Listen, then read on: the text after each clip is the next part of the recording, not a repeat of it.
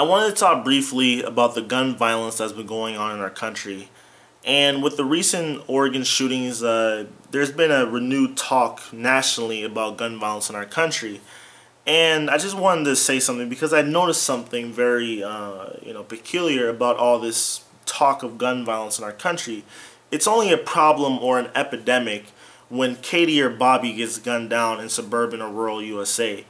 It's never a problem or on the front page when Tyrone or Marshawn gets shot to death for walking to school in South Chicago, or some little I think it was a 5-year-old kid in Cleveland was hit by a stray bullet and was killed. That's never on front page or in the spotlight.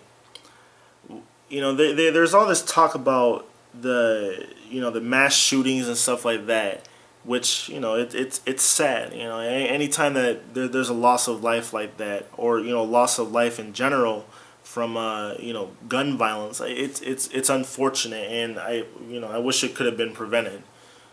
But there was 2,300 shootings in Chicago alone this year, and people don't say that that's a problem or an epidemic, nationally, but it's only a problem or an epidemic when, 7 or 8 people get killed in a rural or suburban area. Now let's talk about gun control, because you have people on the far right and the far left who I would say are the extremes. You have, on one hand, you have people who don't want to have any kind of gun control whatsoever, which I think is crazy, because people who are mentally ill or might have some sort of physical,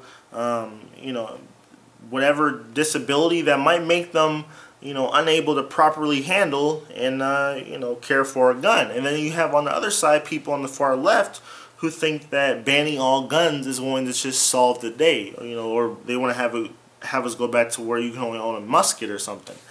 And let me just, to that, this is an inanimate object, this is an inanimate object. If someone wants to kill someone, they're going to do it no matter what. Yeah, obviously a gun it's easier, but if someone wants to use a knife, then they can use a knife. It's at the end of the day, you need to look at reforming our mental health system, which is in shambles.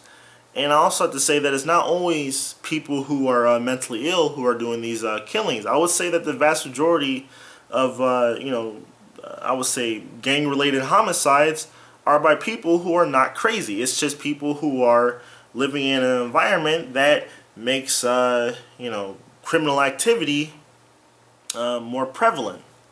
And this is another thing I want to discuss. A lot of times the poverty itself. When people live in destitution in very bad areas, they sort of mold into their environment. I'm not excusing people for their actions, but you have to look at what causes, or a lot of the reasons that can go into people resorting to a criminal lifestyle, and one of it is poverty. You get rid of poverty, I would say you would get rid of quite a bit of crime in general. But that's not. That's never going to get talked about.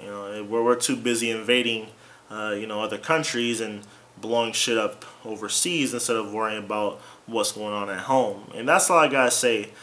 And in closing, all I'm trying to get at is that people need to stop worrying about problems that only affect them and their communities. We're supposed to be the United States of America.